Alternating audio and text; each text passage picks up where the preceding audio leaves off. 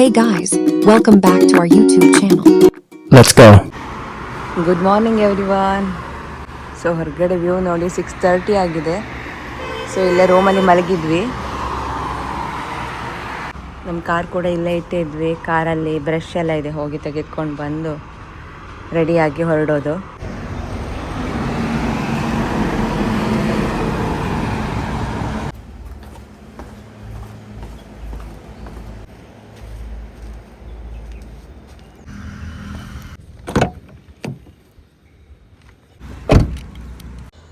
ನಿನ್ನೆ ನಾವು ಕೊಮಟದಲ್ಲಿ ರೋಮ್ ಮಾಡಿ ಇದ್ವಿ. ಸೊ ರೋಮಿಂದ ಇವಾಗ ಬೆಳಿಗ್ಗೆ 9 ಗಂಟೆಗೆ ಎದ್ದು ಫ್ರೆಶ್ ಅಪ್ ಆಗಿ ಇವಾಗ ನಾವು ಹೋಗ್ತಾ ಇರೋದು ಮುರುಡೇಶ್ವರ.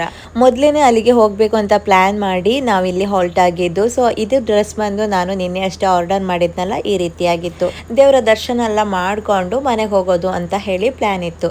ಸೊ ಇನ್ನು ಹೋಗೋ ದಾರಿಯಲ್ಲಿ ಟಿಫಿನ್ ಕೂಡ ಮಾಡ್ಕೊಳ್ಬೇಕು. ಯಾಕಂತ ಹೇಳಿದರೆ ಗಂಟೆ 9:30 ಆಯಿತು.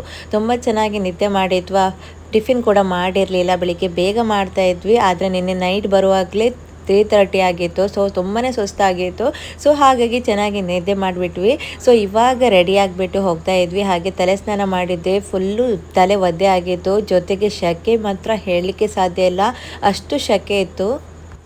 ಇನ್ನು ಹೋಗೋ ದಾರಿಯಲ್ಲಿ ಹೊನ್ನಾವರ ಬರುತ್ತೆ, ಅಲ್ಲಿ ನ್ಯೂ ರಾಮೇಶ್ವರ ಅಂತ ಹೇಳಿ ಒಂದು ಹೋಟೆಲ್ ಇತ್ತು, ಅಲ್ಲಿ ನಾವು ಟಿಫಿನ್ ಮಾಡಿದ್ವಿ. ಇನ್ನು ಊಟ ಮಾಡ್ಲಿಕ್ಕೂ ಸ್ವಲ್ಪ ಭಯ, ಯಾಕಂತ ಹೇಳಿದ್ರೆ ನಮಗೆ ವಾಮಿಟಿಂಗ್ ಆಗುತ್ತೆ. ಈ ಬಿಸಿಲಲ್ಲಿ ಕಾರಲ್ಲಿ ಹೋಗೋದಂದ್ರೆ ತುಂಬಾನೇ ಜಾಸ್ತಿ ವಾಮಿಟಿಂಗ್ ಆಗುತ್ತೆ. ನಿನ್ನೆ ಶೇರ್ ಮಾಡಿದ್ನಲ್ಲ, ಮಧ್ಯದ ಬೆರಳಿಗೆ ಪಿಂಕ್ ಕಲರ್ ಹಚ್ಚಿದ್ರೆ ವಾಮಿಟಿಂಗ್ ಆಗಲ್ಲ ಅಂತ ಹೇಳಿ. ಆ ದಿನ ವರ್ಕ್ ಆಗಿತ್ತು, ನೆಕ್ಸ್ಟ್ ಡೇ ವರ್ಕ್ ಆಗಿರಲಿಲ್ಲ.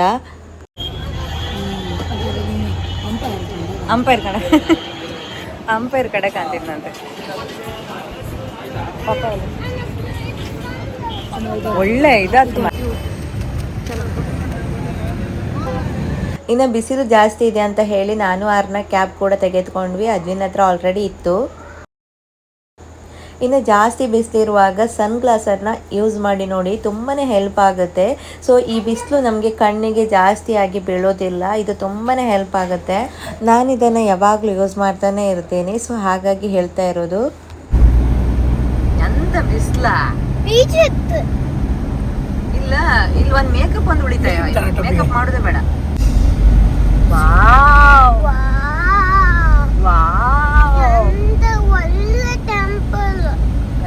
ಒಳ್ಳೆ ಟೆಂಪಲ್. ಇನ್ನು ಹೋಯ್ಲ್ಲ, ಈಗಲೇ ಹೇಳ್ತಾವಳೆ.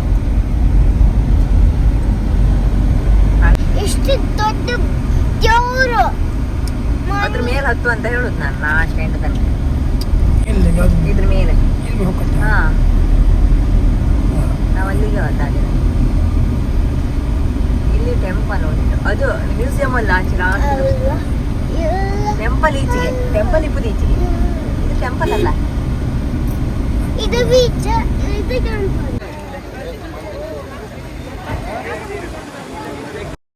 ಬೆಳಿಗ್ಗೆ 11 ಗಂಟೆಗೆ ಟೆಂಪಲ್ ರೀಚ್ ಆದ್ವಿ. ಬಿಸಿಲು ಯಾವ ಲೆವೆಲ್ಗಿದೆ ಅಂತ ಹೇಳಿದರೆ ಅಲ್ಲಿ ನಿಂತ್ಕೊಳ್ಳಿಕ್ಕೆ ಆಗ್ತಾ ಇಲ್ಲ, ಅಷ್ಟು ಬಿಸಿಲಾಗಿತ್ತು. ಶಿವನ ಮೂರ್ತಿಗೆ ಕಲರ್ ಕೂಡ ಮಾಡ್ತಾ ಇದ್ರು. ಸೊ ಅದನ್ನೆಲ್ಲ ನೋಡಿಕೊಂಡು ಇವಾಗ ಬೀಚ್ ಕಡೆ ಹೊರಟ್ವಿ. ಸೊ ಆ್ಯಕ್ಚುಲಿ ಏನು ಗೊತ್ತಾ, ಈ ಚಸ್ಮಾ ಹಾಕ್ಕೊಂಡ್ರೆ ಬಿಸಿಲಷ್ಟು ಗೊತ್ತಾಗೋದಿಲ್ಲ. ಈಗ ಅಲ್ಲಿ ಈಶ್ವರನ ಹತ್ರ ಬಾ, ಎಷ್ಟು ಬಿಸಿಲು ಅಂದರೆ ಮಧ್ಯಾಹ್ನ 1 ಗಂಟೆ, ಇವಾಗ ಒಂದಲ್ಲ 12 ಗಂಟೆ.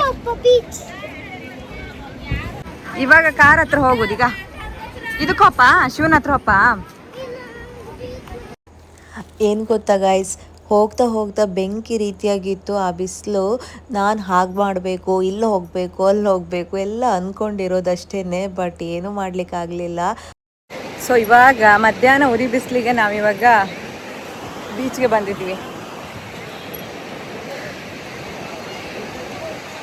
ಗಾಳಿ ಬರ್ತಾ ಇದೆ, ಬಟ್ ಫುಲ್ ಬಿಸಿಲು.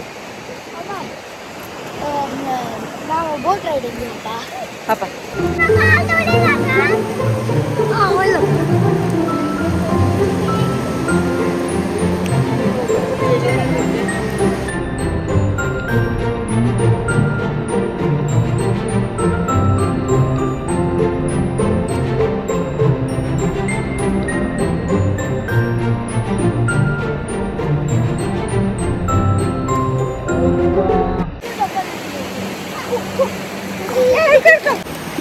ಅಡಿ ಮುಖ ತಗೋ. ಆರು ತಿರ್ಗ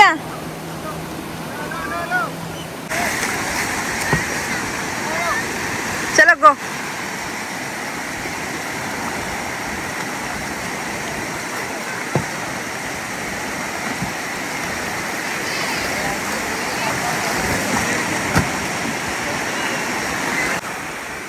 ಮೇಲ್ಕಂಡ್ ಚಂಡಿ ಆಯ್ತು, ನೋ ಪ್ರಾಬ್ಲಮ್. ಆಗು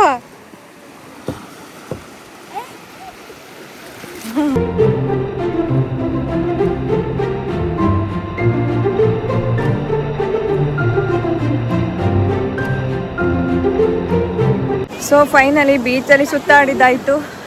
ಸೊ ಎಷ್ಟು ಬಿಸಿಲು ಅಂದರೆ ಟೆಂಪಲ್ ನೋಡಿ ಕಾಣಿಸ್ತಾ ಇದೆ ಇಲ್ಲಿ ಬ್ಯಾಕ್ ಸೈಡಲ್ಲಿ. ಬಾಬಾ ಆರ್ನ ಬಾ ಇಲ್ಲಿ. ಅವ್ರು ಬರಲಿಕ್ಕೆ ಇಷ್ಟಪಡಲ್ಲ. ಹೋ ಇತ್ತಕ್ಕ ಒಂದು ಮಳೆ ಚಿಪ್ಪಿ ಇಲ್ಕೆ ಚೆನ್ನಾಗಿತ್ತು. ಮೂರು ಚಂದ. ಇನ್ನು ಮುರುಡೇಶ್ವರಕ್ಕೆ ನಾನು ಹೋಗಿರೋದು 2015 ಫ್ಯಾಮಿಲಿ ಟ್ರಿಪ್ ಹೋಗಿದ್ವಿ. ಅವಾಗೊಂದು ಫೋಟೋ ತೆಗೆದಿದ್ದೆ. ಸೊ ಅದೇ ಫೋಟೋನ ಈ ಸಾರಿ ಹೋದಾಗ ಮತ್ತೆ ಅದೇ ರೀತಿಯಾಗಿ ತೆಗೆದು ಅಟ್ಯಾಚ್ ಮಾಡಿದ್ದೆ.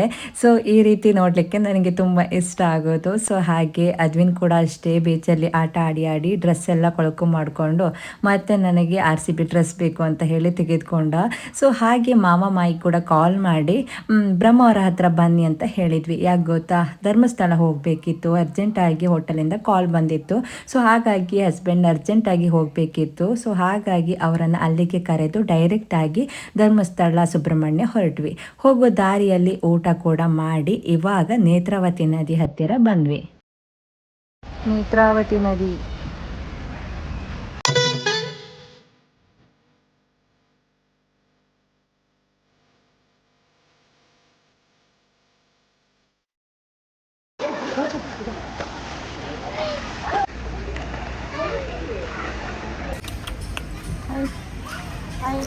ನೆಕ್ಲೆಸ್ ಹಾಕಿದ್ದಾರೆ.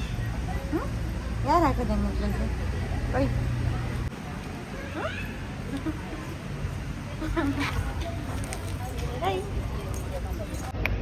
ತಿನ್ನಿಗೆ ತಿನ್ಕ ವೇಸ್ಟ್ ಮಾಡೋಕ್ಕಿಲ್ಲ. ಮಹಿಳೆಯರಿಗೆ ಮಾತ್ರ ಇದು, ಮಹಿಳೆಯರಿಗೆ ಮಾತ್ರ. ನೀವು ಮಹಿಳೆನಾ? ಗಿಡಪ್ ಗಿಡಪ್. ಇನ್ನು ನೇತ್ರಾವತಿ ನದಿಯಲ್ಲಿ ಸ್ನಾನ ಮಾಡಿ ಡ್ರೆಸ್ಸನ್ನೆಲ್ಲ ಚೇಂಜ್ ಮಾಡಿಕೊಂಡು ಇವಾಗ ಧರ್ಮಸ್ಥಳದ ಕಡೆಗೆ ಹೊರಟ್ವಿ. ಇನ್ನು ದೇವಸ್ಥಾನಕ್ಕೆ ಹೋಗುವಾಗೆಲ್ಲ ಸಾರಿ ಉಟ್ಕೊಂಡು ಟ್ರೆಡಿಷ್ನಲ್ ಡ್ರೆಸ್ ಮಾಡ್ಕೊಂಡು ಹೋದರೆ ಚೆನ್ನಾಗಿರೋದು. ಮಾಯಿ ಜೊತೆ ಹೋಗುವಾಗ ಅದೇ ರೀತಿ ಹೋಗಬೇಕಾಗಿತ್ತು. ನಾವು ನೆಕ್ಸ್ಟ್ ಡೇ ಹೋಗಬೇಕು ಅಂತ ಪ್ಲ್ಯಾನ್ ಇರೋದು. ಡೈರೆಕ್ಟಾಗಿ ಡಿಸೈಡ್ ಮಾಡಿರೋದ್ರಿಂದ ಸಾರಿ ಎಲ್ಲ ಬೇರೆ ಲಗೇಜಲ್ಲಿ ಪ್ಯಾಕ್ ಆಗಿತ್ತು. ಸೊ ಹಾಗಾಗಿ ಡ್ರೆಸ್ಸನ್ನು ಹಾಕ್ಕೊಂಡು ಇವಾಗ ಧರ್ಮಸ್ಥಳದ ಕಡೆಗೆ ಬಂದ್ವಿ.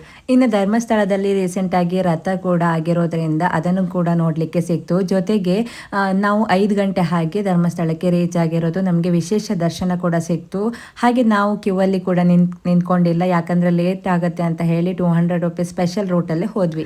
ಅದಕ್ಕೂ ಮೇಯ್ನಾಗಿ ಚೆನ್ನಾಗಿರೋದು ಏನು ಗೊತ್ತಾ, ನಾವು ಕ್ಯೂ ಅಲ್ಲಿ ನಿಂತ್ಕೊಳ್ಬೇಕಾದ್ರೆ ಗುಡುಗು ಮಿಂಚು ಮಳೆ ಎಷ್ಟು ತಂಪಾಗಿತ್ತು ಅಂತ ಹೇಳಿದರೆ ತುಂಬಾ ಸೆಕೆ ಇತ್ತು. ನೇತ್ರಾವತಿ ನದಿಯಲ್ಲಿ ಮಿಂದ ತಕ್ಷಣವೇ ಮಳೆ ಬರಲಿಕ್ಕೆ ಸ್ಟಾರ್ಟ್ ಆಯಿತು.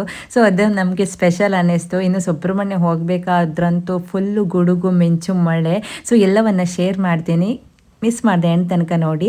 ಹಾಗೆ ನಾವು ಸ್ಪೆಷಲ್ ಎಂಟ್ರಿ ಅಂತ ಹೇಳಿದ್ನಲ್ಲ, ಈವ್ನಿಂಗ್ ಟೈಮ್ ಹೋಗಿರೋದ್ರಿಂದ 5 ಗಂಟೆಗೆ ಟೆಂಪಲ್ ಓಪನ್ ಆಗೋದಂತೆ. ಸೊ ಹಾಗಾಗಿ ನಮಗೆ ಸ್ಪೆಷಲ್ ಆಗಿ ಒಂದು AC ರೂಮಲ್ಲಿ ಕೂರಿಸಿ ಸೊ ಏನೆಲ್ಲ ಆಗುತ್ತೆ ಅದನ್ನೆಲ್ಲ ಟಿವಿಯಲ್ಲಿ ತೋರಿಸ್ತಾ ಇದ್ರು. ಅದನ್ನೆಲ್ಲ ನೋಡಿಕೊಂಡು ಟೈಮ್ ಕಳೆದಿದ್ದೇ ಗೊತ್ತಾಗಲಿಲ್ಲ. ಇದು ಕೂಡ ಅಷ್ಟೇ, ನಾನು ಮೊದಲನೇ ಸಾರಿ ನೋಡಿರೋದು. ಸೊ ಸ್ವಲ್ಪ ಹೊತ್ತು ಅಂದರೆ ಒಂದು 10 ನಿಮಿಷ ಕೂತ್ಕೊಂಡಿದ್ವಿ. ನಂತರ ನಮಗೆ ಡೈರೆಕ್ಟ್ ಆಗಿ ಒಳಗಡೆ ಬಿಟ್ಟಿದ್ರು. ಎಷ್ಟು ಸಿಟ್ಟಿಂದೆ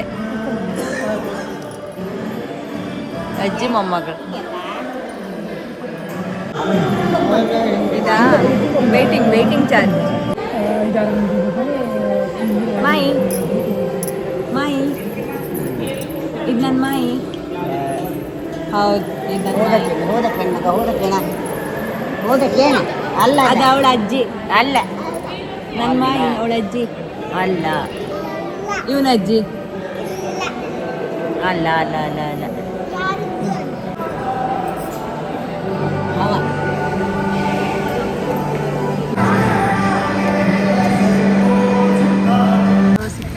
ಮಳೆ.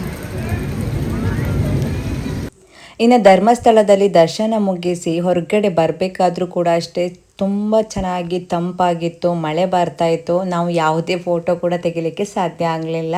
ಸೊ ಅಲ್ಲಿಂದ ಹೊರಟಿರೋದು ಇವಾಗ ಸುಬ್ರಹ್ಮಣ್ಯದ ಕಡೆಗೆ.